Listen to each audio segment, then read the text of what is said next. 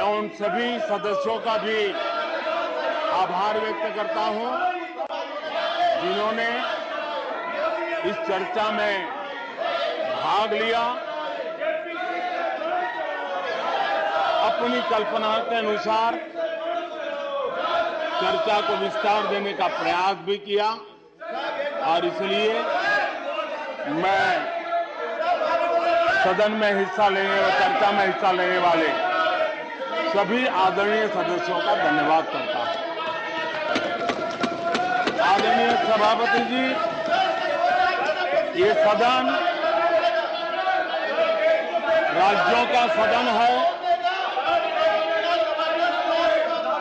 बीते दशकों में अनेक बुद्धिजीवियों ने इस सदन से देश को दिशा दी है, देश का मार्गदर्शन किया है। इस सदन में अनेक साथी ऐसे हैं जो अपने व्यक्तिगत जीवन में भी बहुत कुछ सिद्धियां प्राप्त की हुई हैं, अपने व्यक्तिगत जीवन में बहुत बड़े काम भी किए हुए हैं और इसलिए इस सदन में जो भी बात होती है उस बात को देश बहुत गंभीरता से सुनता है और देश उसे बहुत गंभीरता से लेता है। लेकिन आदरणीय सभापति जी, ये भी दुर्भाग्यपूर्ण है, इतने महत्वपूर्ण सदन में कुछ लोगों का व्यवहार, कुछ लोगों की वाणी न सिर्फ सदन को लेकिन देश को निराश करने वाली रही।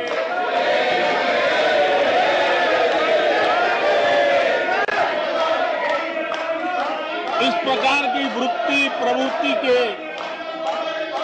माननीय सदस्यों को मैं यही कहूंगा, कीचड़ उसके पास था,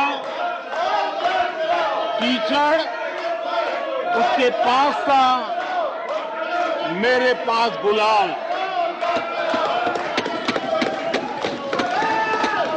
कीचड़ उसके पास था, मेरे पास गुलाल। जो भी जिसके पास था उसने दिया उछाल।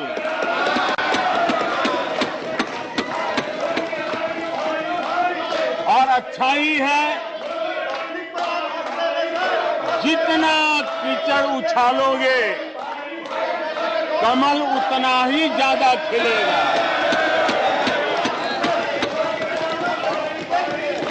और इसलिए कमल खिलाने में आपका प्रत्यक्ष परोक्ष जो भी योगदान है, इसके लिए मैं उनका भी आभार व्यक्त करता हूं।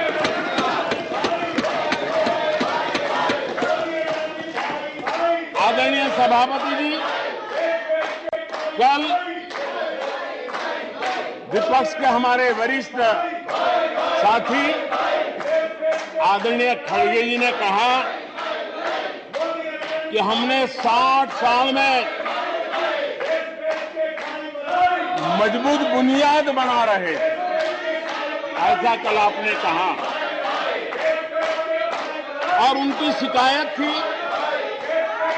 कि बुनियाद तो हमने बनाई और क्रेडिट मोदी ले रहा है। लेकिन आदरणीय सभापति जी, 2014 में आकर के जब मैंने बारीकी से चीजों को बड़ी गहराई से देखने का प्रयास किया, फर्स्ट हैंड इंफॉर्मेशन लेने का प्रयास किया, तो मुझे नजर आया कि 60 साल कांग्रेस के परिवार ने हो सकता है उनका इरादा मजबूत नींव बनाने का हो, मैं उस पर कोई टिप्पणी करना नहीं चाहता, लेकिन 2014 के बाद आकर के मैंने देखा कि उन्होंने गड्ढे ही गड्ढे कर दिए थे। उनका इरादा नींव का होगा, लेकिन उन्होंने गड्ढे ही गड्ढे कर दिए थे। और आदरणीय सभापति जी, जब वो गड्ढे खोद रहे थे, 6-6 दशक बर्बाद कर दिए थे, उस समय दुनिया के छोटे छोटे देश भी सफलता के शिखरों को छू रहे थे, आगे बढ़ रहे थे।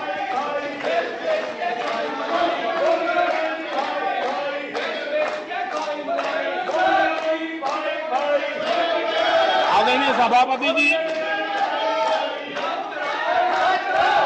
उनका तो वो साल इतना अच्छा माहौल था कि पंचायत से लेकर के पार्लियामेंट तक उन्हीं की दुनिया चलती थी। इतना देश भी अनेक आशा अपेक्षाओं के साथ आंख बंद करके उनका समर्थन करता था, लेकिन उन्होंने इस प्रकार की कार्यशैली विकसित की, इस प्रकार का कल्चर विकसित किया कि जिसके कारण वे एक भी चुनौती का परमानेंट सॉल्यूशन करने का न कभी सोचा, न कभी उनको सूझा, न कभी उन्होंने प्रयास किया।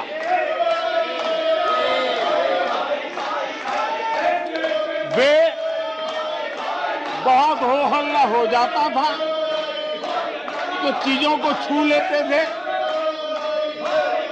टोकनिज्म कर लेते थे और फिर आगे चले जाते थे।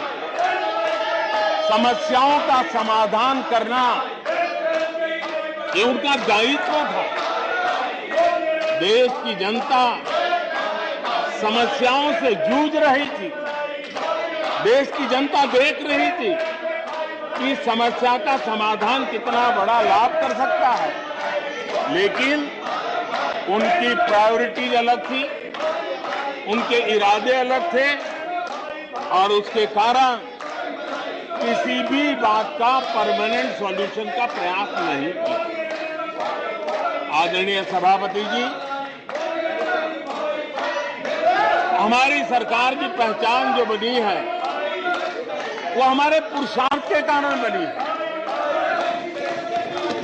एक के बाद उठाए गए कदमों के कारण बनी हुई, और आज हम परमानेंट सॉल्यूशन की दिशा में आगे बढ़ते रहे हैं।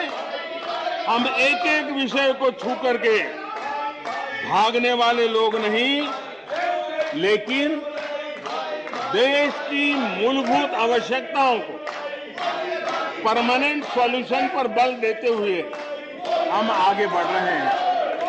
आदरणीय सभापति जी, अगर मैं पानी का ही उदाहरण लूं तो वो जमाना था कि किसी गांव में एक हैंडपंप लगा दिया तो हफ्ते भर उसका उत्सव मनाया जाता था और उस टोकनिज्म से पानी का काम किया करके गाड़ी चलाई जाती थी। कल यहां गुजरात का जिक्र कर रहे थे, आप हैरान होंगे, सबसे ज्यादा सीटों से जीतने का उनका जो गौरव था, वैसे एक मुख्यमंत्री एक शहर में पानी की टंकी का उद्घाटन करने गए थे और वो फ्रंट पेज पर हेडलाइन न्यूज था। यानी समस्याओं का टोकनिज्म क्या होता है, कैसे टाला जाता है, ये कल्चर देश ने देखा है। हमने भी पानी की समस्या को सुलझाने के लिए रास्ते अपनाए। हमने जल संरक्षण, जल सिंचन हर पहलू पर ध्यान दिया। हमने कैच द रेन अभियान से जनता को जोड़ा इतना ही नहीं, आजादी के पहले से अब तक हम सरकार में आने तब तक सिर्फ 3 करोड़ घरों तक नल से जल मिलता था।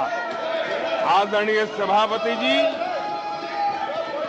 पिछले 3-4 साल में आज 11 करोड़ घरों को नल से जल मिल रहा है। भारत पानी की समस्या जो हर परिवार की समस्या होती है, जीवन में उसके बिना चल नहीं सकता, और भविष्य के संभावनाओं को भी देखते हुए हमने उसके समाधान के रास्ते चुने। आदरणीय सभापति जी, मैं एक और विषय पर भी जाना चाहता हूं। Empowerment of common people.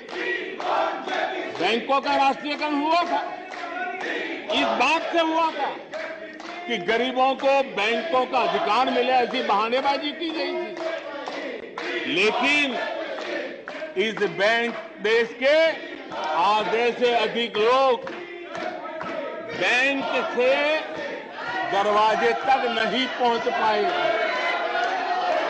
हमने परमानेंट सॉल्यूशन निकाला और जनधन अकाउंट का अभियान चलाया, बैंकों को मोटिवेट किया, ऑन बोर्ड लिया।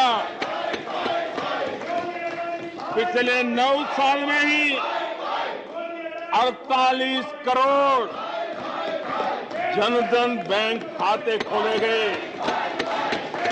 इसमें 32 करोड़ बैंक खाते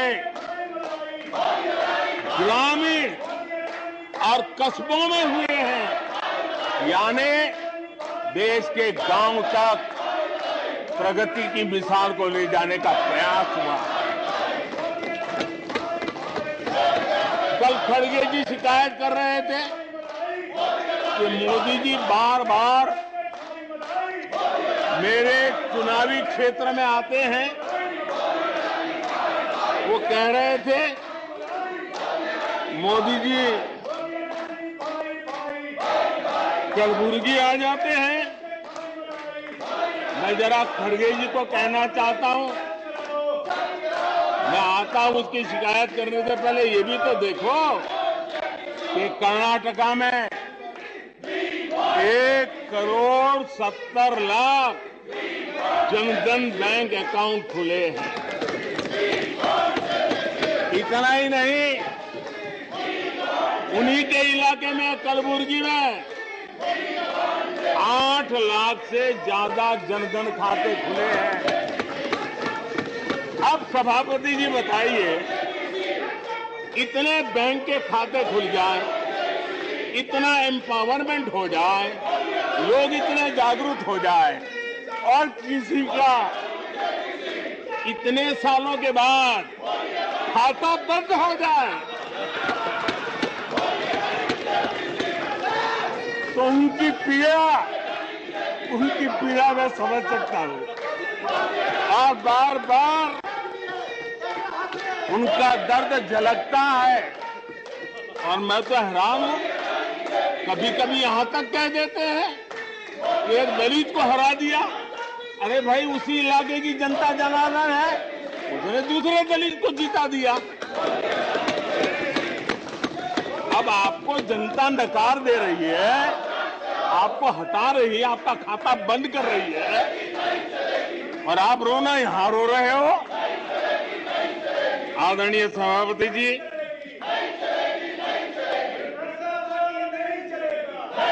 जनधन, आधार, मोबाइल, ये जो त्रिशक्ति है, और उसने सीधा डायरेक्ट बेनिफिट ट्रांसफर, उस योजना के तहत पिछले कुछ वर्षों में 27 लाख करोड़ रुपया इस देश के नागरिकों के बैंक खातों में ट्रांसफर किया। हितधारकों के खातों में ट्रांसफर किया है। और मुझे खुशी है कि डायरेक्ट बेनिफिट ट्रांसफर, ये टेक्नोलॉजी का उपयोग करने के कारण इस देश के 2 लाख करोड़ रुपए से ज्यादा पैसे जो किसी इकोसिस्टम के गलत हाथों में जाता था वो बच गया है। देश की बहुत बड़ी सेवा की है। और मैं जानता हूं जिस इकोसिस्टम के सागरिकों को, चेले चपाटों को जो 2 लाख करोड़ की ऐसी फायदे मिलते रहते थे, उनका चिल्लाना भी बहुत स्वाभाविक है।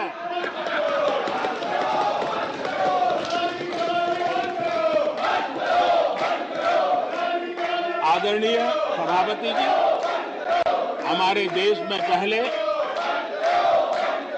परियोजनाएं अटकाना, लटकाना, भटकाना, ये उनकी कार्य संस्कृति का हिस्सा बन गया था।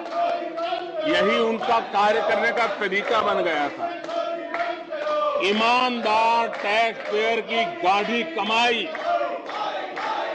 उसका नुकसान होता था। हमने टेक्नोलॉजी का प्लेटफॉर्म तैयार किया, पीएम गति शक्ति मास्टर प्लान लेकर के आए और 1600 लेयर में डेटा के माध्यम से इंफ्रास्ट्रक्चर को, प्रोजेक्ट को गति देने का काम हो रहा है। जो योजनाएं बनाने में महीनों लग जाते थे, वो आज सप्ताहों के भीतर भीतर उसको आगे बढ़ा दिया जाता है, क्योंकि आधुनिक भारत के निर्माण के लिए इंफ्रास्ट्रक्चर का महत्व हम भली भांति समझते हैं, स्केल का भी महत्व समझते हैं, स्पीड का भी महत्व समझते हैं और टेक्नोलॉजी के माध्यम से परमानेंट सॉल्यूशन और परमानेंट एस्पिरेशन का एड्रेस करने का प्रयास आदरणीय सभापति जी हम कर रहे हैं। आदरणीय सभापति जी, कोई भी जब सरकार में आता है तो देश के लिए कुछ करने के वादे करके आता है, जनता का कुछ भला करने के वादे करके आता है, लेकिन सिर्फ भावनाएं व्यक्त करने से बात बनती नहीं है। आप कह दें कि हम ऐसा चाहते हैं, हम ऐसा चाहते हैं, जैसे कभी कहा जाता था गरीबी हटाओ, 4-4 दशक हो गए हैं, हुआ कुछ नहीं। इसलिए विकास की गति क्या है, विकास की नीयत क्या है, विकास की दिशा क्या है, विकास का प्रयास क्या है, परिणाम क्या है, ये बहुत मायने रखता है। सिर्फ आप कहते रहे कि हम भी कुछ करते थे, इतने से बात बनती नहीं है। आदरणीय सभापति जी, जबकि हम जनता को उनकी प्राथमिकताओं के आधार पर, उनकी आवश्यकताओं, और जब जनता की इतनी बड़ी आवश्यकताओं के लिए मेहनत करते हैं तो हम पर दबाव भी बढ़ता है, हमें मेहनत भी ज्यादा करनी पड़ती है, हमें परिश्रम भी ज्यादा करना पड़ता है। लेकिन हमने, जैसे महात्मा गांधी जी कहते थे, श्रेय और प्रेय, हमने श्रेय का रास्ता चुना है, प्रिय लग जाए आराम कर लें, वो रास्ता हमने नहीं चुना है। मेहनत करनी पड़ेगी तो करेंगे, दिन रात खपाना पड़ेगा तो खपाएंगे, लेकिन जनता जनार्दन के एस्पिरेशन को चोट नहीं पहुंचने देंगे और उसके एस्पिरेशन सिद्धियों में परिवर्तित हो जाए और देश विकास की यात्रा को पार करे, इसके लिए हम काम करते रहेंगे। इन सपनों को लेकर के चलने वाले हम लोग हैं और हमने वो करके दिखाया। आदरणीय सभापति जी, अब आप देखिए, देश आजाद हुआ तब से 2014 तक 14 करोड़ एलपीजी कनेक्शन थे और लोगों की मांग भी थी। लोग सांसदों के पास जाते थे कि हमें एलपीजी कनेक्शन मिल जाए, और उस समय 14 करोड़ घरों में था, डिमांड भी कम थी, प्रेशर भी कम था, आपको गैस लाने के लिए खर्चा भी नहीं करना पड़ता था, आपको गैस पहुंचाने के लिए व्यवस्था, आप भी मजे में, चलती भी गाड़ी, काम होता नहीं था, लोग इंतजार करते रहते थे। लेकिन हमने सामने से होकर के तय किया कि हर घर को एलपीजी कनेक्शन देंगे। हमें मालूम था कि हम कर रहे हैं, हमें मेहनत करनी पड़ेगी। हमें मालूम था हमें धन खर्च करना पड़ेगा। हमें मालूम था हमें दुनिया भर से गैस लाना पड़ेगा। ये सब दबाव की संभावना जानने के बावजूद भी हमारी प्राथमिकता मेरे देश का नागरिक था। हमारी प्राथमिकता हमारे देश के सामान्य लोग थे और इसलिए हमने 32 करोड़ से ज्यादा परिवारों के पास गैस कनेक्शन पहुंचाए। नया इंफ्रास्ट्रक्चर खड़ा करना पड़ा, धन खर्चना पड़ा।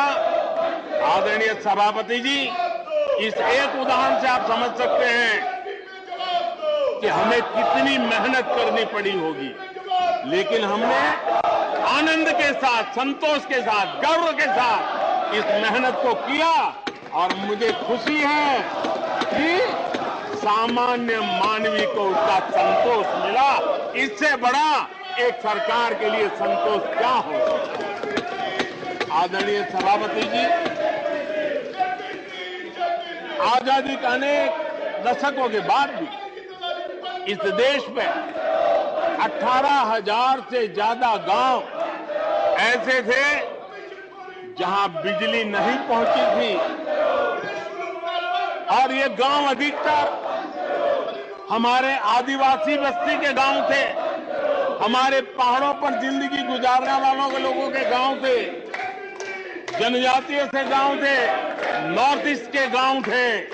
लेकिन ये उनके चुनाव के हिसाब किताब में बैठता नहीं था, इसलिए इनकी प्रायोरिटी नहीं था।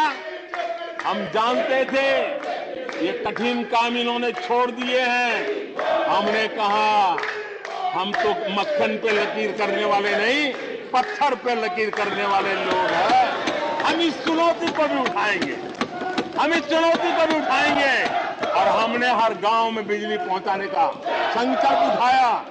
समय सीमा में 18,000 गांवों में बिजली पहुंचाई और उस चुनौतीपूर्ण काम करने के पीछे गांवों में एक नई जिंदगी की अनुभूति हुई, उनका विकास तो हुआ, लेकिन सबसे बड़ी बात हुई देश की व्यवस्था पर उनका विश्वास बढ़ा। और विश्वास बहुत बड़ी ताकत होती है। जब देश के नागरिकों का विश्वास बनता है तब वो लाखों करोड़ों गुना एक सामर्थ्य में परिवर्तित हो जाता है। वो विश्वास हमने जीता है और हमने मेहनत की, हमें मेहनत पड़ी, लेकिन मुझे खुशी है उन दूर दराज के गांवों को आजादी के इतने सालों के बाद नई आशा की किरण दिखाई दी, संतोष का भाव प्रकट हुआ और वो आशीर्वाद आज हमें मिल रहे हैं। आदरणीय सभापति जी, पहले की सरकारों में कुछ घंटे बिजली आती थी, कहने को तो लगता था बिजली आ गई, गांव के बीच में खंभा डाल दिया तो हर साल उसकी संवत्सरी मनाते थे, फलानी तारीख को खंभा डाला गया था, बिजली तो आती नहीं थी। आज बिजली पहुंची इतना ही नहीं, औसत हमारे देश में 22 घंटे बिजली देने के प्रयास में हम सफल हुए हैं। हमें इस काम के लिए नई ट्रांसमिशन लाइनें लगानी पड़ी, हमें नए ऊर्जा उत्पादन के लिए काम करना पड़ा, हमने सौर ऊर्जा की ओर जाना पड़ा, हमें रिन्यूएबल एनर्जी का नए क्षेत्र खोजने पड़े। हमने लोगों को उनके भाग्य पर नहीं छोड़ दिया, राजनीतिक फायदे घाटे की बात नहीं सोची। हमने देश का आने वाली कल उज्जवल बनाने का रास्ता चुना। हमने खुद के लिए दबाव बढ़ाया, लोगों की मांग बढ़ने लगी, दबाव बढ़ने लगा। हमने मेहनत वाला रास्ता चुना और इसके नतीजे आज देश देख रहा है। देश ऊर्जा के क्षेत्र में प्रगति की ऊंचाइयों को प्राप्त कर रहा है। आदरणीय सभापति जी,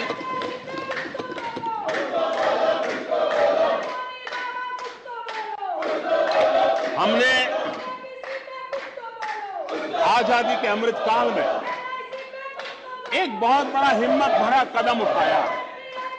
मैं जानता हूं यह आसान नहीं है, हमें बहुत मेहनत करनी पड़ेगी और वो रास्ता हमने चुना है सैचुरेशन का। हर योजना के जो लाभार्थी हैं 100% लाभ कैसे पहुंचे, 100% लाभार्थियों को लाभ पहुंचे, बिना रोक टोक के लाभ पहुंचे। और मैं कहता हूं अगर सच्चा पंथ निरपेक्षता है तो यही है, सच्चा सेक्युलरिज्म है तो यही है। और सरकार उस राह पर बड़ी ईमानदारी के साथ चल पड़ी है। अमृत काल में हमने सैचुरेशन का संकल्प लिया है, 100% लाभार्थियों तक पहुंचने का भाजपा एनडीए सरकार का ये संकल्प है। आदरणीय सभापति जी, ये 100% वाली बात, ये सैचुरेशन वाली बात देश की अनेक समस्याओं का समाधान तो है ही। उस नागरिक की समस्याओं का समाधान इतना ही नहीं है, देश की समस्याओं का समाधान है। एक ऐसी नई कार्य संस्कृति को लेकर के हम आ रहे हैं जो देश में मेरा तेरा अपना पराया उन सारे भेदों को मिटाने वाला रास्ता है, सैचुरेशन वाला हम लेकर के आए। सैचुरेशन तक पहुंचने का मतलब होता है भेदभाव की सारी गुंजाइशें खत्म करना। जब डिस्क्रिमिनेशन रहता है तब करप्शन को भी संभावना मिलती है। कोई कहेगा मुझे जल्दी दो, तो कहता है इतना दोगे तो दूंगा, लेकिन 100% जाना है तो उसको विश्वास होता है भले इस महीने मुझे नहीं पहुंचा, 3 महीने के बाद पहुंचेगा, लेकिन पहुंचेगा, विश्वास बढ़ता है। ये तुष्टीकरण की आशंकाओं को समाप्त कर देता है। फलानी जाति को मिलेगा, फलाने परिवार को मिलेगा, फलाने गांव को मिलेगा, फलानी बिरादरी को मिलेगा, फलाने पंथ संप्रदाय वालों को मिलेगा, ये सारी तुष्टीकरण की आशंकाओं को खत्म कर देता है। स्वार्थ के आधार पर लाभ पहुंचाने की प्रवृत्ति को पूरी तरह खत्म कर देता है और समाज के आखिरी व्यक्ति को, जो आखिरी पंक्ति में खड़ा हुआ व्यक्ति है और महात्मा गांधी जिसकी हमेशा वकालत करते थे, उसके अधिकारों की रक्षा इसके अंदर समाहित होती है और हम उसको सुनिश्चित करते हैं। और सबका साथ सबका विकास, ये मतलब यही है कि 100% उनके हकों को पहुंचाना। जब सरकार की मशीनरी का लक्ष्य हर पात्र व्यक्ति तक पहुंचने का हो तो भेदभाव पक्षपात टिक ही नहीं सकता। इसलिए हमारा ये 100% सेवा अभियान सोशल जस्टिस, सामाजिक न्याय, इसका बहुत बड़ा सशक्त माध्यम है। यही सामाजिक न्याय की असली गारंटी है। यही सच्ची पंथ निरपेक्षता है। यही सच्चा सेकुलरिज्म है। हम देश को विकास का ये मॉडल दे रहे हैं जिसमें हितधारक सबको उनके हक मिले। देश हमारे साथ है। कांग्रेस को बार बार देश नकार रहा है, लेकिन कांग्रेस और उसके साथी अपनी साजिशों से बाज नहीं आते हैं और जनता ये देख भी रही है और उनको हर मौके पर सजा भी देती रही। आदरणीय सभापति जी, हमारे देश की आजादी में 1857 से लेकर के स्वतंत्र संग्राम का कोई भी दशक उठा लीजिए, हिंदुस्तान का कोई भी भूभाग उठा लीजिए, मेरे देश की आजादी की लड़ाई में मेरे देश के आदिवासियों का योगदान स्वर्णिम पृष्ठ से भरा पड़ा हुआ है। गर्व होता है देश को कि मेरे आदिवासी भाइयों ने आजादी के महात्म्य को समझा था, लेकिन दशकों तक मेरे आदिवासी भाई विकास से वंचित रहे और विश्वास का सेतु तो कभी बन ही नहीं पाया। आशंकाओं से भरी हुई व्यवस्था बनी और उन नौजवानों के मन में बार बार सरकारों के लिए सवाल उठते चले गए, लेकिन उन्होंने सही नीयत से काम किया होता, नेक नीयत से काम किया होता, आदिवासियों के कल्याण के प्रति समर्पण भाव से काम किया होता, तो आज 21वीं सदी के तीसरे दशक में मुझे इतनी मेहनत नहीं करनी पड़ती, लेकिन उन्होंने नहीं किया। अटल बिहारी वाजपेयी की सरकार थी, पहली बार इस देश में आदिवासियों के विकास के लिए अलग मंत्रालय बना, पहली बार आदिवासियों के कल्याण के लिए, भलाई के लिए, विकास के लिए अलग बजट की व्यवस्था हुई। आदरणीय सभापति जी, हमने 110 जिलों को आकांक्षी जिलों के रूप में आइडेंटिफाई किया, जो विकास में पीछे रह गए, सामाजिक न्याय जैसे महत्व का है, एवं भौगोलिक रूप से भी जो पीछे रह गए हैं उनको न्याय दिलाना उतना ही आवश्यक होता है। और इसलिए हमने 110 आकांक्षी जिले और 110 में आधे से अधिक वो इलाके हैं जहां बहुल जनसंख्या जनजातीय हैं, मेरे आदिवासी भाई बहन रहते हैं। 3 करोड़ से ज्यादा आदिवासी भाइयों को इसका सीधा लाभ मिला है, उनके जीवन में बदलाव आया है। इन क्षेत्रों में शिक्षा, स्वास्थ्य, इंफ्रास्ट्रक्चर, इसमें अभूतपूर्व सुधार हुआ है, क्योंकि हमने 110 जिलों पर विशेष फोकस किया है, उनका रेगुलर मॉनिटरिंग कर रहे हैं। यहां पर हमारे कुछ माननीय सदस्यों ने ट्राइबल सब प्लान की बात का जिक्र किया था। मैं ऐसे साथियों का अनुरोध करता हूं कि जरा समय निकाल करके किसी पढ़े लिखे व्यक्ति की मदद लेकर के बैठिए, जो बजट को अध्ययन कर सकता है, थोड़ा समझा सकता है, और आप देखेंगे तो पता चलेगा कि बजट में शेड्यूल्ड ट्राइब कंपोनेंट फंड्स, इसके तहत 2014 के पहले की तुलना में 5 गुना अधिक वृद्धि हुई है।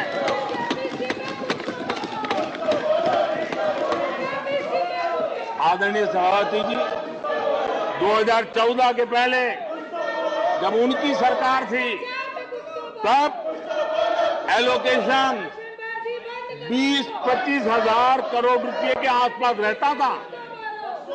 बहुत पुरानी बात नहीं है, सिर्फ 20-25 हजार करोड़ रुपए है। आज यहां आकर के गीत गा रहे हैं। हमने आकर के इस वर्ष 1,20,000 करोड़ का प्रावधान किया। हमने बीते 9 वर्षों में हमारे आदिवासी, हमारे जनजातीय भाई बहनों के उज्जवल भविष्य के लिए और बच्चों के उज्जवल भविष्य के लिए 500 नए एकलव्य मॉडल स्कूल स्वीकृत किए हैं और ये 4 गुना ज्यादा बढ़ोतरी है। इतना ही नहीं, स्कूलों में टीचर, स्टाफ, इस बार हमने 38,000 नए लोगों के रिक्रूटमेंट का, हमने भर्ती का इस बजट में प्रावधान किया।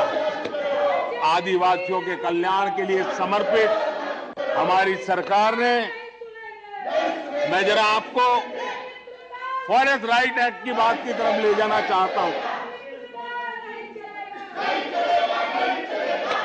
आदरणीय सभापति जी, देश आजाद होने से लेकर हमारे आने से पहले 2014 के पहले आदिवासी परिवारों को 14 लाख जमीन के पट्टे दिए गए। पिछले 7-8 वर्षों में हमने 7 लाख नए पट्टे दिए। यह अभूतपूर्व काम हुआ है। हमारे आने से पहले 23,000 सामुदायिक पट्टे दिए गए थे, 23,000। हमारे आने के बाद 80,000 से अधिक सामुदायिक पट्टे दिए गए हैं। लिप सिंपैथी बता करके आदिवासियों की भावनाओं के साथ खेलने के बजाय अगर कुछ किया होता तो आज मुझे इतनी मेहनत न करनी पड़ती और ये काम पहले आराम से हो जाता, लेकिन ये उनकी प्रायोरिटी में नहीं था। आदरणीय सभापति जी, इनकी अर्थनीति, उनकी समाज नीति, उनकी राजनीति वोट बैंक के आधार पर ही चलती रही और उसके कारण समाज की जो बेसिक ताकत होती है, स्वरोजगार के कारण देश की आर्थिक गतिविधि बढ़ाने वाला जो सामर्थ्य होता है, इन्होंने हमेशा नजरअंदाज कर दिया। उनको वो इतने छोटे लगते थे, इतने बिखरे हुए लगते थे, तो उसका उनको कोई मूल्य ही नहीं था। जो छोटे छोटे काम में जुड़े हुए, जो स्वरोजगार के ऊपर समाज पर बोझ बने बिना समाज में कुछ न कुछ वैल्यू एडिशन करते हैं, उनके प्रति दुर्लक्ष्य किया गया। छोटे काम में जुटे इन करोड़ों लोगों को भुला दिया गया। मुझे गर्व है कि मेरी सरकार ने रेहड़ी वाले, ठेले वाले, फुटपाथ पर व्यापार करने वाले लोगों की सुन ले, ब्याज के चक्कर में जिनके जीवन तबाह हो जाते थे, दिन भर का पसीना ब्याज खोरों के घर जाकर के चुकाना पड़ता था, उन गरीबों की चिंता हमने की, उन रेहड़ी ठेले पटरी वालों की चिंता हमने की। और आदरणीय सभापति जी, हमने इतना ही नहीं, हमारे विश्वकर्मा समुदाय जो समाज निर्माण के अंदर एक भूमिका देते हैं, जो अपने हाथ से औजार की मदद से कुछ न कुछ सृजन करते रहते हैं, समाज की आवश्यकताओं की बहुत बड़ी मात्रा में पूर्ति करते हैं। चाहे हमारा बंजारा समुदाय हो, चाहे हमारे गुमंत जाति के लोग हैं, हमने उनकी चिंता करने का काम किया है। पीएम स्वनिधि योजना हो, पीएम विश्वकर्मा योजना हो, जिसके द्वारा हमने समाज के इन लोगों की मजबूती के लिए काम किया है, उनके सामर्थ्य को बढ़ाने के लिए काम किया। आदरणीय सभापति जी, आप तो स्वयं किसान पुत्र हैं, इस देश के किसानों के साथ क्या बीती है। ऊपर के कुछ एक वर्ग को संभाल लेना और उन्हीं से अपनी राजनीति चलाए रखना, यही सिलसिला चला। इस देश की कृषि की सच्ची ताकत छोटे किसानों में है। 1 एकड़ 2 एकड़ भूमि का वो बड़ा मुश्किल से 80-85% इस देश का ये वर्ग है। इन छोटे किसान उपेक्षित थे, उनकी आवाज कोई सुनने वाला नहीं था। हमारी सरकार ने छोटे किसानों पर ध्यान केंद्रित किया, छोटे किसानों को फॉर्मल बैंकिंग के साथ जोड़ा। आज साल में 3 बार सीधे पीएम किसान सम्मान निधि छोटे किसान के खाते में जमा होती है। इतना ही नहीं, हमने पशुपालकों को भी बैंकों से जोड़ा, हमने मछुआरों को बैंकों से जोड़ा और उनको ब्याज में रियायत देकर के उनके आर्थिक सामर्थ्य को बढ़ाया ताकि वो अपना व्यवसाय विकसित कर सके, अपने क्रॉप पैटर्न को बदल सके, अपने उत्पादित किए हुए माल को रोक करके उचित दाम मिलने पर बाजार में ले जा सके। उस दिशा में हमने काम किया। आदरणीय सभापति जी, हम जानते हैं हमारे देश के बहुत सारे किसान ऐसे हैं कि जो बरसाती पानी पर उनको गुजारा करना पड़ता है। सिंचाई की व्यवस्था ये पिछली सरकारों ने की नहीं। हमने और देखा है कि ये छोटे किसान पानी बरसाती के भरोसे जीने वाले, मोटे अनाज की खेती करते हैं, पानी होता नहीं है। ये मोटे अनाज की खेती करने वाले किसानों को हमने विशेष स्थान दिया। हमने यूएन को लिखा कि मिलेट ईयर मनाइए, दुनिया में भारत के मोटे अनाज की एक ब्रांडिंग बने, मार्केटिंग बने और उसके सुविचारित रूप से अब उस मोटे अनाज को श्री अन्न के रूप में, जैसे श्रीफल का महात्मा है वैसे ही श्री अन्न का महात्मा बने और छोटे किसान जो पैदावार करते हैं उनको उचित दाम मिले, ग्लोबल मार्केट मिले, देश में क्रॉप पैटर्न में परिवर्तन आए। और इतना ही नहीं, ये मिलेट सुपरफूड है, पोषण के लिए बहुत बड़ी ताकत है। हमारे देश के नई पीढ़ी को पोषण की समस्या के समाधान में भी ये काम आए, जो मेरे छोटे किसान को भी मजबूत करे। हमने फर्टिलाइजर में भी अनेक नए विकल्प डेवलप किए हैं, उसका भी लाभ मिल रहा है। आदरणीय सभापति जी,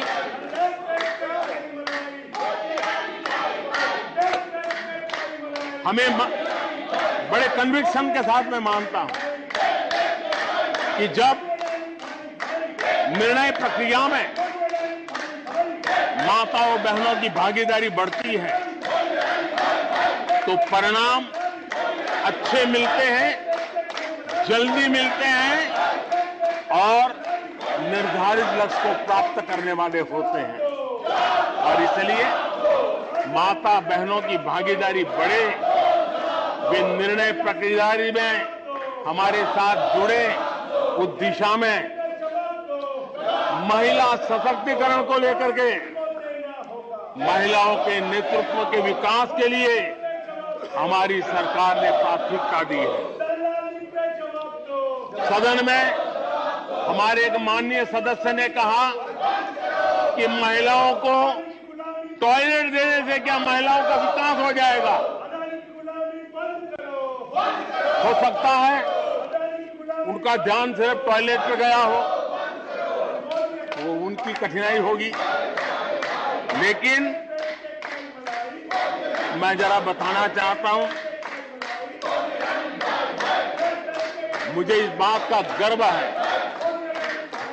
और मैं गर्व अनुभव करता हूं क्योंकि मैं राज्य में रह करके आया हूं, मैंने गांव में जिंदगी गुजार के आया हूं। मुझे गर्व है कि 11 करोड़ शौचालय बना करके मैंने मेरी माताओं बहनों को इज्जत कर दिया है। मुझे इस बात का गर्व है। हमारी माताओं बहनों, हमारी बेटियों के जीवन चक्र की तरफ जरा नजर करें। हमारी सरकार माताओं बहनों के सशक्तिकरण के लिए कितनी संवेदनशील है, उसकी तरफ मैं जरा ध्यान आकर्षित करना चाहता हूं। और जिनको सिर्फ टॉयलेट पे ही सोच अटक गई थी, वो जरा कान खुल करके सुने, ताकि आगे जाकर ये बताने में उनको सुविधा होगी। गर्भावस्था के दौरान शिशु को पौष्टिक खाना मिले, इसके लिए हमने मातृ वंदना योजना चलाई। और इसके लिए प्रेगनेंसी के समय महिला के बैंक खाते में सीधा पैसा जाए, ताकि उसको पोषण से उसके गर्भ में जो बच्चा है उसके स्वास्थ्य को भी लाभ हो। हमारे यहां माता मृत्यु दर, शिशु मृत्यु दर, इस गंभीर समस्या से मुक्ति का एक उपाय इंस्टीट्यूशनल डिलीवरी। हमारे गरीब से गरीब मां की इंस्टीट्यूशनल डिलीवरी हो, शिशु का जन्म अस्पताल में हो, इसके लिए हमने धन भी खर्च करना तय किया और व्यापक अभियान भी चलाया, और उसके सुफल दिखाई भी दे रहे हैं। हम जानते हैं किसी न किसी मानसिक विकृति के कारण बेटियों को मां के कोख में ही मारने की प्रवृत्ति बढ़ गई थी। ये समाज के लिए कलंक था। हमने बेटी बचाओ अभियान चलाया, और आज मुझे खुशी है कि बेटे जन्म लेते हैं, उसकी तुलना में बेटियों की संख्या बढ़ रही है। ये हमारे लिए संतोष का विषय है। हमने बेटियों की रक्षा का काम किया है। बेटी जब बड़ी होकर स्कूल जाए और शौचालय के अभाव में 5वीं 6ठी कक्षा में आते आते स्कूल छोड़ दें, हमने उस चिंता को भी किया और स्कूलों में बच्चियों के लिए अलग टॉयलेट बनाए, ताकि मेरी बच्चियों को स्कूल छोड़ना न पड़े। ये हमने चिंता की। बेटी की शिक्षा जारी रहे, और इसलिए हमने सुकन्या समृद्धि योजना, जिसमें अधिक ब्याज दे करके बेटियों को सुरक्षित शिक्षा की व्यवस्था का प्रबंध किया, ताकि परिवार भी उनको प्रोत्साहन दे। बेटी बड़ी होकर अपना काम करने के लिए बिना गारंटी मुद्रा योजना से लोन ले सके, अपने पैरों पे खड़ी हो सके। और मुझे खुशी है कि मुद्रा योजना के लाभार्थियों में 70% हमारी माताएं बेटियां हैं। हमने ये काम किया है। मां बनने के बाद भी नौकरी जारी रख सके, इसके लिए मातृत्व अवकाश में हमने वृद्धि की है, वो डेवलप कंट्रियों से भी कभी कभी ज्यादा है। ये काम हमने किया है। बेटियों के लिए हमने सैनिक स्कूल खोल दिए हैं। आदरणीय सभापति जी, आप तो स्वयं सैनिक स्कूल के विद्यार्थी रहे हैं। बेटियों को वहां एंट्री नहीं थी, वो काम भी हमने कर दिया। आज सैनिक स्कूलों में मेरी बेटियां पढ़ रही हैं। इतना ही नहीं, हमारी बेटियां अबला नहीं सबला है। वो सेना में जाना चाहती है, अफसर बनना चाहती है। हमने हमारी बेटियों को सेना के दरवाजे भी खोल दिए हैं, और आज गर्व होता है सियाचिन में मेरे देश की कोई बेटी मां भारती की रक्षा करने के लिए तैनात होती है। बेटी को गांव में कमाई के अवसर मिले, और इसके लिए हमने विमेन सेल्फ हेल्प ग्रुप, उसको एक नई ताकत दी, वैल्यू एडिशन किया, और बैंकों से मिलने वाली उनकी रकम में बहुत बड़ा इजाफा किया। और इसलिए वो भी हमने उनकी प्रगति के लिए हमारी माताओं, बेटियों को, बहनों को लकड़ी के धुएं से जिंदगी में मुसीबतें झेलनी न पड़े, इसलिए हमने उज्ज्वला योजना से गैस का कनेक्शन दिया। हमारी माताओं बहनों को, बेटियों को पीने का पानी के लिए जूझना न पड़े, 2-2, 4-4 किलोमीटर तक जाना न पड़े। हमने नल से घर तक पानी पहुंचाने का अभियान चलाया ताकि मेरी माताओं, बेटों को, बेटियों को, बहनों को, बेटियों को अंधेरे में गुजारा न करना पड़े। इसलिए हमने सौभाग्य योजना से ऐसे गरीब परिवारों तक बिजली पहुंचाई। बेटी, मां, बहन कितनी ही गंभीर बीमारी हो लेकिन कभी बताती नहीं है। उसको चिंता रहती है कि कहीं बच्चों पे कर्ज हो जाएगा, परिवार पर बोझ हो जाएगा। वो पीड़ा सहती है लेकिन अपने बच्चों को अपनी बीमारी के विषय में नहीं बताती है। उन माताओं बहनों को आयुष्मान कार्ड दे करके अस्पताल में बड़ी से बड़ी बीमारी से मुक्ति का रास्ता हमने खोल दिया है। आदरणीय सभापति जी, बेटी का संपत्ति पर अधिकार हो, इसलिए हमने सरकार की तरफ से जो आवाज देते हैं उसमें बेटी के राइट को निश्चित किया, उसके नाम पर प्रॉपर्टी करने का काम किया। हमने महिला सशक्तिकरण के लिए हमारी माताओं बहनों को जो भी छोटी मोटी बचत कर ले, मुसीबत झेल करके बचत करना माताओं बहनों का स्वभाव होता है और वो घर में अनाज के डिब्बे में पैसे रख करके गुजारा करती है। उस मुसीबत में निकाल के हमने उसको जनधन के खाते दे दिए, बैंक में पैसा जमा करे, इसकी व्यवस्था कर दी।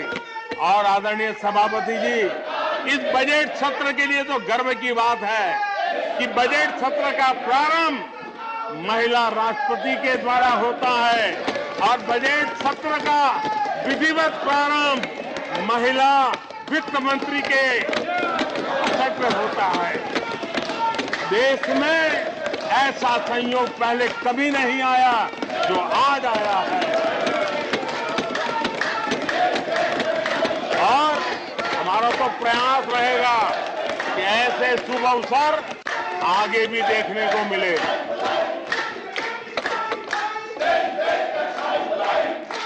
आदरणीय सभापति जी, जब देश को आधुनिक होना है, नए संकल्पों को पार करना है, तो हम साइंस और टेक्नोलॉजी के सामर्थ्य को नकार नहीं सकते। साइंस और टेक्नोलॉजी के महत्व को हमारी सरकार भली भांति समझती है, लेकिन हम टुकड़ों में नहीं सोचते, हम टोकनिज्म में नहीं सोचते हैं। हम साइंस और टेक्नोलॉजी की तरफ से देश को आगे बढ़ाने के लिए हर दिशा में काम कर रहे हैं, सार्वत्रिक प्रयास कर रहे हैं, अनेक इनिशिएटिव ले रहे हैं और इसलिए बचपन में साइंटिफिक टेम्परामेंट डेवलप करने के लिए अटल टिंकरिंग लैब, ये वैज्ञानिक सोच के निर्माण के लिए स्कूल के लेवल पर बच्चों को हमने अवसर दिया। उससे थोड़ा आगे निकले, बच्चा कुछ करना शुरू कर ले, तो हमने अटल इंक्यूबेशन सेंटर खड़े किए ताकि कुछ अगर अच्छी प्रगति की है तो उसको वो वायुमंडल मिले, ताकि वो टेक्नोलॉजी में कन्वर्ट करने के लिए वो खोज, वो इनोवेशन काम आ जाए। इसके लिए हमने विज्ञान की इस प्रगति का परिणाम, हमने नीतियां बदली।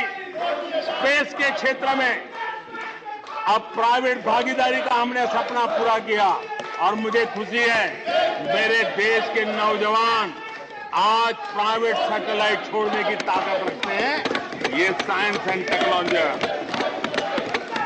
आज स्टार्टअप की दुनिया जो मूलतः साइंस और टेक्नोलॉजी से जुड़ी हुई है, उसमें यूनिकॉर्न की संख्या में आज हम दुनिया में तीसरे नंबर पर पहुंच गए हैं।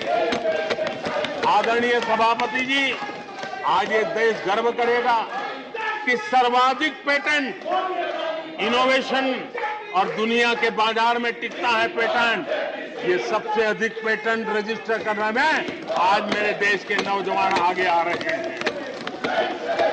आदरणीय सभापति जी, आधार की ताकत क्या होती है वो हमारी सरकार ने आके दिखा दिया और आधार से जुड़े हुए जो विद्वान लोग हैं उन्होंने भी कहा है कि आधार के महत्व को, टेक्नोलॉजी के महत्व को 2014 के बाद समझा गया और उसके कारण वो मेहनत अब रंग ला रही है। हमने देखा है कोविड के काल में कोविन प्लेटफॉर्म 200 करोड़ वैक्सीनेशन और सर्टिफिकेट कोविन का आपके मोबाइल पर विदिन ए सेकंड आ जाता है। लेकिन दुनिया को अचंभा तब हुआ कि भारत अपनी वैक्सीन लेकर के आ गया है कोविड में। दुनिया के लोग अपनी वैक्सीन, हमारे यहाँ पर बहुत बड़ा मार्केट था, बेचने के लिए भांति भांति के प्रेशर करते थे, आर्टिकल लिखे जाते थे, टीवी में इंटरव्यू दिए जाते थे, सेमिनार किए जाते थे। इतना ही नहीं, मेरे देश के वैज्ञानिकों को बदनाम करने के लिए, उनको नीचा दिखाने के लिए कल तक प्रयास चले, कल तक प्रयास चले, कल तक प्रयास चले। और मेरे ही देश के वैज्ञानिकों ने आज दुनिया में जिसको स्वीकृति मिली है ऐसी वैक्सीन से, मेरे देशवासियों का ही नहीं 150 देशों के लोगों की आवश्यकताओं को पूरी किया जाता है। ये विज्ञान के विरोधी लोग, ये टेक्नोलॉजी के विरोधी लोग,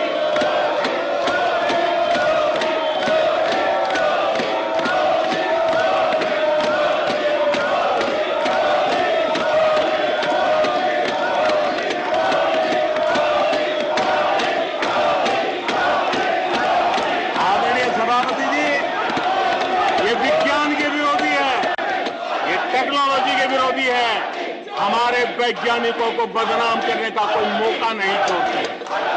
फार्मेसी की दुनिया में हमारा देश एक ताकत बन के उभर रहा है, दुनिया की फार्मेसी का हब बन रहा है। हमारे नौजवान नए नए इनोवेशन कर रहे हैं, उसको बदनाम करने के रास्ते खोज रहे हैं ये लोग। उनको देश की चिंता नहीं है, अपने राजनीतिक उठापटक की चिंता है। ये दुर्भाग्य है देश का। आदरणीय सभापति जी, आज मैं बाली में था, G20 देश के समूह डिजिटल इंडिया इसको समझने के लिए लड़ाई रहते थे। सक्सेस को पूरी दुनिया ने प्रभावित किया है। डिजिटल लेन देन में आज हिंदुस्तान दुनिया का लीडर बना हुआ है। आदरणीय सभापति जी, हमें खुशी है आज 100 करोड़ से ज्यादा मोबाइल फोन मेरे देशवासियों के हाथ में है। आदरणीय सभापति जी, एक समय था हम मोबाइल इंपोर्ट करते थे, आज गर्व है मेरा देश मोबाइल एक्सपोर्ट कर रहा है। 5G हो, AI हो, IoT हो, उस तकनीक को आज देश बहुत तेज गति से अपना रहा है, उसका विस्तार कर रहा है। ड्रोन, इसका इस्तेमाल सामान्य जीवन में हो, सामान्य नागरिक की भलाई हो, हमने पॉलिसी में वो बदलाव किया और दवाइयां दूर सुदूर इलाकों में ड्रोन से पहुंचाने का काम आज मेरे देश में हो रहा है। साइंस और टेक्नोलॉजी के महत्व को आज खेत में मेरा किसान ड्रोन की ट्रेनिंग लेकर के खेती में ड्रोन का क्या उपयोग हो, आज मेरे गांव में दिखाई दे रहा है। जियो स्पेशल सेक्टर में हमने दरवाजे खोल दिए। ड्रोन के लिए एक पूरा नया विकास का विस्तार करने का अवसर हमने कर दिया। आज देश में यूएन जैसे लोग चर्चा करते हैं कि दुनिया में लोगों के पास अपने पास जमीन के घर के मालिकाना हक नहीं है। यूएन की चिंता है दुनिया, भारत ने ड्रोन की मदद से, स्वामित्व योजना से गांव में, घरों में उसका नक्शा और मालिकी हक देने का काम किया है।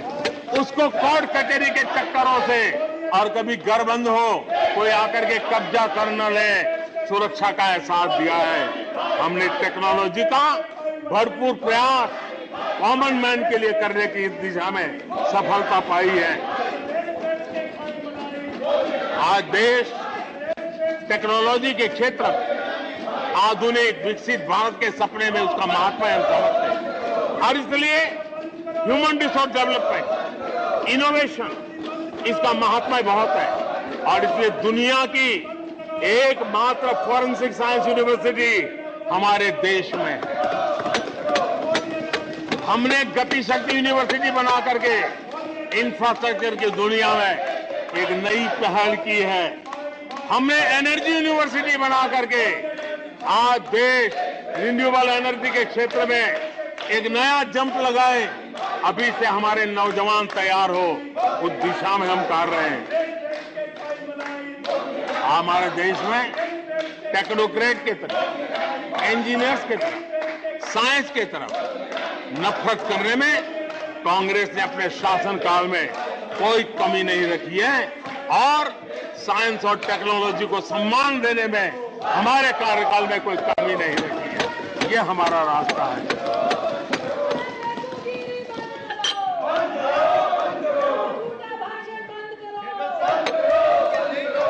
आदरणीय सभापति जी, यहां रोजगार की भी चर्चा हुई। मैं हैरान हूं कि जो अपने आप को सबसे लंबे समय तक सार्वजनिक जीवन का दावा करते हैं, इनको ये मालूम नहीं है कि नौकरी और रोजगार में फर्क होता है। जिनको नौकरी और रोजगार का फर्क समझ नहीं है, वो हमें उपदेश दे रहे हैं। आदरणीय सभापति जी, नए नए नैरेटिव गढ़ने के लिए आधी अधूरी चीजों को पकड़ करके झूठ फैलाने के प्रयास हो रहे हैं। बीते 9 वर्ष में अर्थव्यवस्थाओं का जो विस्तार हुआ है, नए सेक्टर्स में रोजगार की नई संभावनाएं बनी। आज ग्रीन इकोनॉमी में देश जिस प्रकार से आगे बढ़ रहा है, उसने ग्रीन जॉब की बहुत बड़ी संभावनाएं धरती पर उतार करके दिखाई है और अधिक संभावनाएं बनी हुई है। डिजिटल इंडिया के विस्तार से डिजिटल इकोनॉमी, उसका भी एक नया क्षेत्र। आज सर्विस सेक्टर में डिजिटल इंडिया एक नई बुलंदी पर है। 5 लाख कॉमन सर्विस सेंटर, गांव के अंदर एक एक कॉमन सर्विस सेंटर में 2-2, 5-5 लोग रोजी रोटी कमाते हैं और दूर सुदूर जंगलों के छोटे छोटे गांव में भी कॉमन सर्विस सेंटर में आज हमारे देश की आवश्यक सेवाएं गांव के लोगों को एक बटन पर उपलब्ध हो, ये व्यवस्था हुई है। डिजिटल इकोनॉमी ने अनेक नए रोजगार की संभावनाएं पैदा की। आदरणीय सभापति जी, 90,000 रजिस्टर्ड स्टार्टअप, इसने भी रोजगार के नए द्वार खोले हैं। अप्रैल से नवंबर 2022 के दौरान ईपीएफओ पेरोल में 1 करोड़ से अधिक लोग जोड़े गए हैं। 1 करोड़ से अधिक लोग।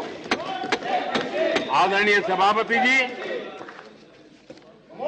आत्मनिर्भर भारत रोजगार योजना, इसके जरिए 60 लाख से अधिक नए कर्मचारियों का लाभ हुआ है। आत्मनिर्भर भारत अभियान के तहत हमने अपने उद्यमियों के लिए स्पेस, डिफेंस, ड्रोन, माइनिंग, कोल, अनेक क्षेत्रों को खोला है, जिसके कारण रोजगार की संभावना में नई गति आई है। और देखिए, हमारे नौजवानों ने इन सारे कदमों का आगे आकर के अवसर लिया, उठाया है, उसका फायदा। आदरणीय सभापति जी, रक्षा के क्षेत्र में ये देश आत्मनिर्भर बने, ये देश के लिए बहुत आवश्यक है। मुझे खुशी है कि रक्षा के क्षेत्र आत्मनिर्भरता का मिशन लेके हम चले।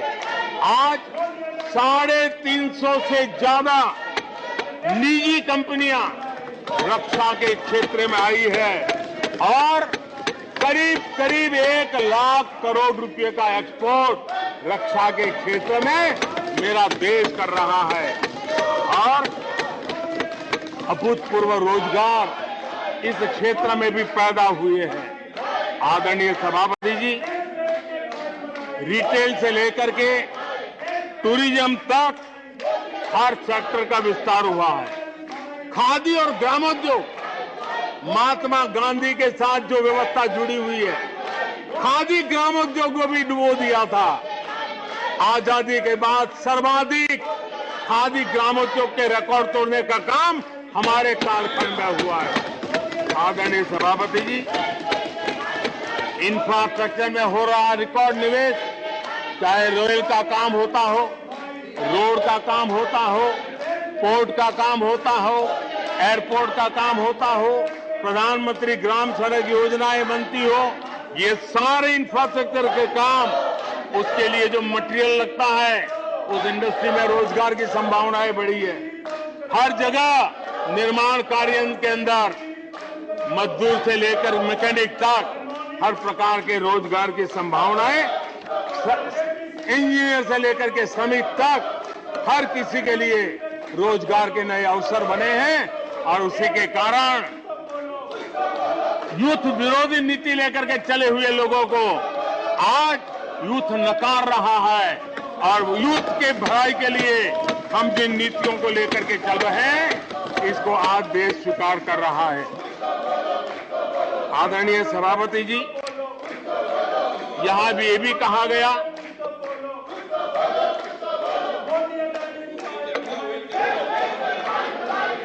आदरणीय सभापति जी, यहां ये भी कहा गया कि सरकार की योजनाओं को उनके नामों को लेकर के आपत्ति उठाई। कुछ लोगों को ये भी परेशानी है कि नामों में कुछ संस्कृत टच है, बताइए, इसकी भी परेशानी। आदरणीय सभापति जी, मैंने किसी अखबार में पढ़ा था, मैं कोई वेरीफाई तो नहीं किया है, और रिपोर्ट कह रही थी 600 जितनी सरकारी योजनाएं सिर्फ गांधी नेहरू परिवार के नाम पे है। आदरणीय सभापति जी,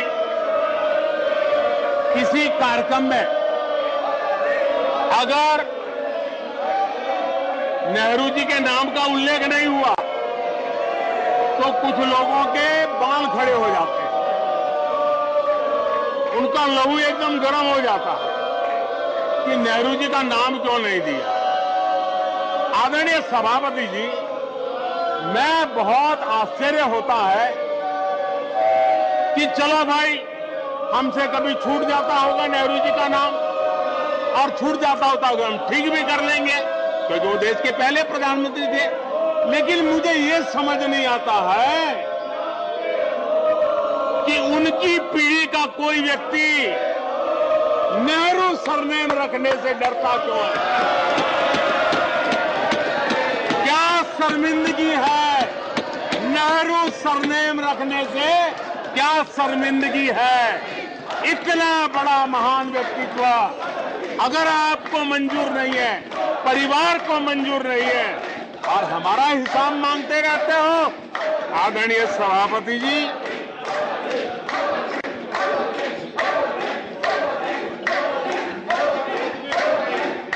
कुछ लोगों को समझना होगा, ये सदियों पुराना देश सामान्य मानवी के पसीने और पुरुषार्थ से बना हुआ देश, जन जन की पीढ़ियों की परंपरा से बना हुआ देश है। ये देश किसी परिवार की जागीर नहीं है। हमने मेजर ध्यानचंद जी का नाम पर खेल रत्न का पुरस्कार कर दिया। अंडमान में नेताजी सुभाष के नाम पर स्वराज के नाम पर हमने द्वीपों का नामकरण किया, हमें गर्व हो रहा है। नेताजी सुभाष बोस के योगदान के लिए देश गर्व करता है, हम गर्व करते हैं। इतना ही नहीं, जो लोग आए दिन हमारे देश की सेना को नीचा दिखाने का मौका नहीं छोड़ते, हमने इन द्वीपों को परमवीर चक्र प्राप्त करने वाले सेनानियों के नाम कर दिया। आने वाली सदियों तक कोई हिमालय की चोटी एक एवरेस्ट व्यक्ति के नाम पर एवरेस्ट बन गई। मेरे द्वीप समूह मेरे परमवीर चक्र विजेता मेरे देश के सेनानियों के नाम कर दिया। ये हमारी श्रद्धा है, ये हमारी भक्ति है और उसको लेकर के हम चलते हैं। आदरणीय और इससे आपको तकलीफ है और तकलीफ व्यक्त भी हो रही है। हर एक की तकलीफ व्यक्त करने के रास्ते अलग होंगे, हमारा रास्ता है सकारात्मक। कभी कभी अब ये सदन है, एक प्रकार से राज्यों का महात्मा है, हम पर ऐसे भी आरोप लगाए जाते हैं कि हम राज्यों को परेशान करते हैं। आदरणीय सभापति जी, मैं लंबे अरसे तक राज्य का मुख्यमंत्री रह करके आया हूं। फेडरलिज्म का क्या महत्व होता है वो भली भांति समझता है, उसको जी करके आया हूं और इसलिए हमने कोऑपरेटिव कॉम्पिटिटिव फेडरलिज्म पर बल दिया है। आओ हम पर्दा करें, हम आगे बढ़े, हम सहयोग करें, हम आगे बढ़े, उस दिशा में हम चले हैं। हमने हमारी नीतियों में नेशनल प्रोग्रेस का भी ध्यान रखा है और रीजनल एस्पिरेशन को भी एड्रेस किया है। National progress and regional aspiration, इसका परफेक्ट कॉम्बिनेशन हमारी नीतियों में दिखा है, क्योंकि हम सब मिलकर के 2047 तक एक विकसित भारत का सपना पूरा करने के लिए चल पड़े हैं।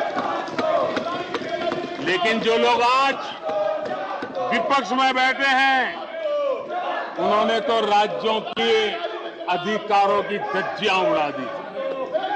जरा मैं कच्चा चिट्ठा आज खोलना चाहता हूं।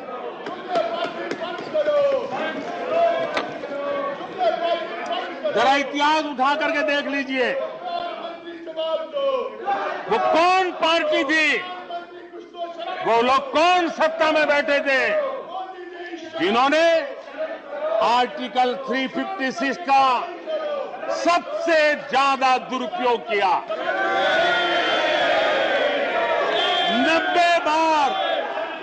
90 बार चुनी हुई सरकारों को गिरा दिया। कौन है वो? कौन है जिन्होंने किया? कौन है जिन्होंने किया? कौन है जिन्होंने किया? इतना ही नहीं सभापति जी, एक प्रधानमंत्री ने आर्टिकल 356 का 50 बार उपयोग किया, आधी सेंचुरी कर दी। वो नाम है श्रीमती इंदिरा गांधी का। 50 बार सरकारों को गिरा दिया। केरल में आज जो लोग इनके साथ खड़े हैं, जरा याद कर लीजिए, थोड़ा बार माइक लगा दीजिए। केरल में वामपंथी सरकार चुनी गई, जिसे पंडित नेहरू पसंद नहीं करते थे। कुछ ही कालखंड के अंदर चुनी हुई पहली सरकार को गढ़ते थे। आज आप वहां खड़े हैं, आपके साथ क्या हुआ था जरा याद कीजिए। आदरणीय सभापति जी, जरा डीएमके के मित्रों को भी बताता हूं, तमिलनाडु में एमजीआर और करुणानिधि जैसे दिग्गजों की सरकारें, उन सरकारों को भी इन्हीं कांग्रेस वालों ने बर्खास्त कर दिया।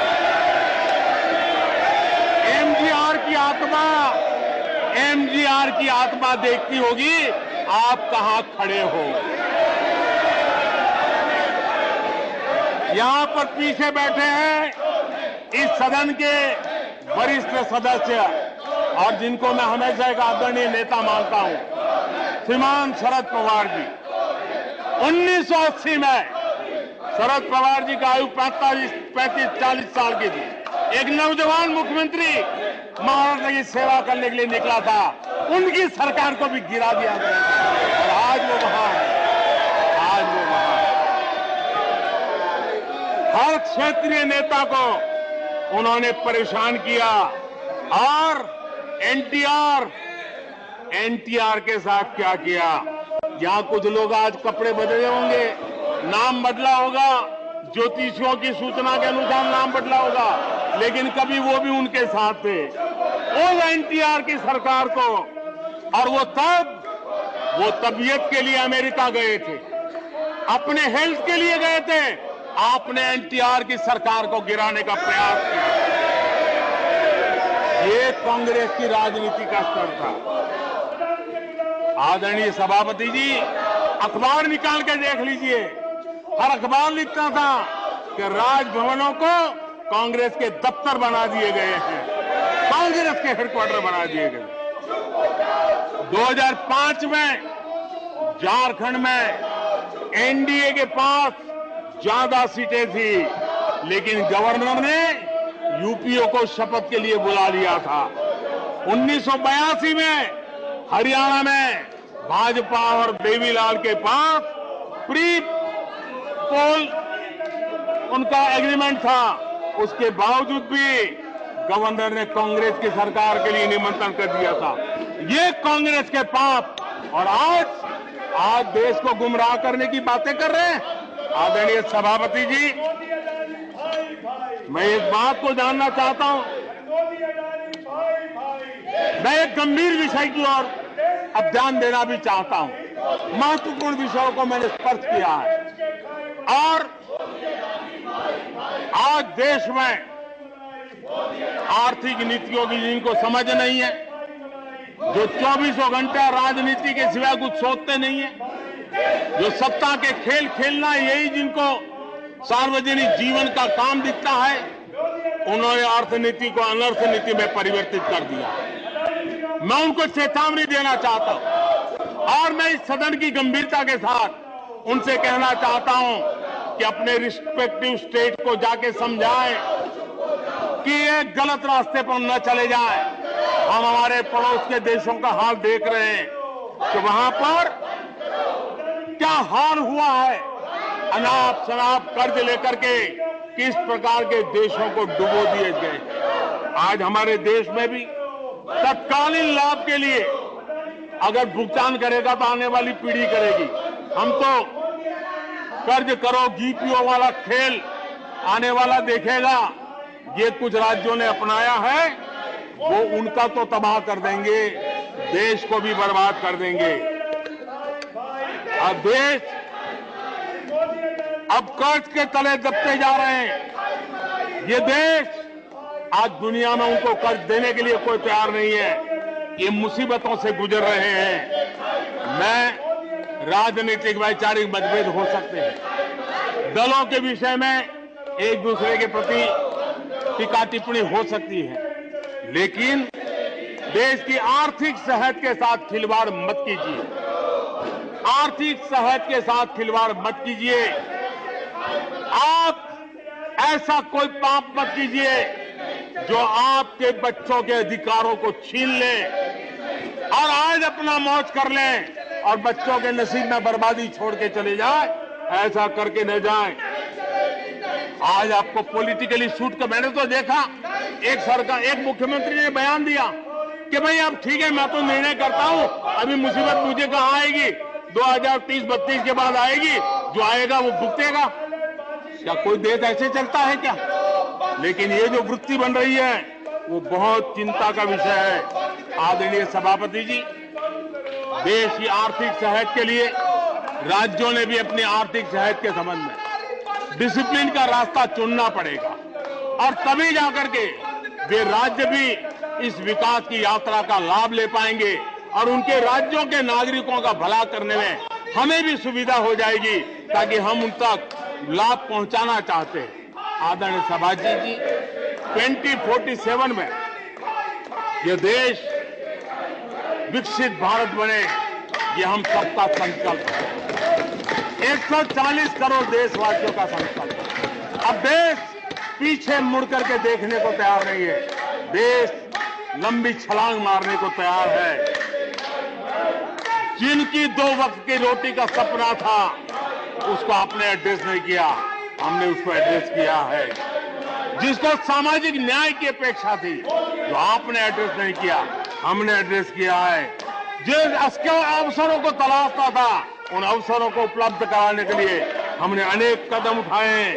और आजाद भारत का जो सपना है, उन सपने को पूरा करने के लिए हम संकल्पबद्ध होकर के चले। और आदरणीय सभापति जी, देश देख रहा है, देश देख रहा है, एक अकेला कितनों को भारी पड़ रहा है, एक अकेला कितनों को भारी पड़ रहा है। अरे नारे बोलने के लिए भी, नारे बोलने के लिए भी उनको बदल करना पड़ता है। जो भी ये बोलता है, घंटे भर से आवाज की जवाब देना है। आदरणीय सभापति जी, एक कन्विक्शन के कारण चला हूं, देश के लिए जीता हूं, देश के लिए कुछ करने के लिए निकला हुआ हूं। और इसलिए ये राजनीतिक खेल खेलने वाले लोग, उनके अंदर वो हौसला नहीं है, वो ढूंढ रहे हैं, बचने का रास्ता खोज रहे हैं। आदरणीय सभापति जी, राष्ट्रपति जी के उम्दा भाषण को, राष्ट्रपति जी के मार्गदर्शक भाषण को, राष्ट्रपति जी के प्रेरक भाषण को इस सदन के अंदर अभिनंदन करते हुए, धन्यवाद करते हुए, आपका भी आभार व्यक्त करते हुए अपनी बात को समाप्त करता हूं।